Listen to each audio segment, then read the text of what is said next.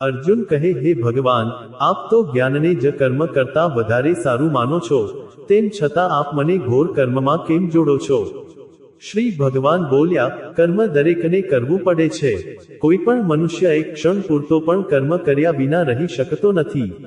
મારે ત્રણેય લોકમાં કંઈ કરવાનું નથી, કંઈ મેળવવાનું પણ નથી, છતાં હું કર્મ કરું છું. અન્નથી પ્રાણીઓ ઉત્પન્ન થાય છે, વરસાદથી અન્ન ઉત્પન્ન થાય છે, યજ્ઞથી વરસાદ થાય છે અને યજ્ઞ કર્મથી ઉત્પન્ન થાય છે.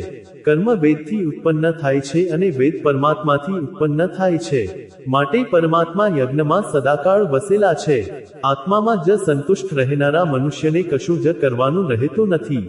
જે મનુષ્ય આસક્તિરહિત થઈને કર્મ કરે છે તે જ મોક્ષ પામે છે.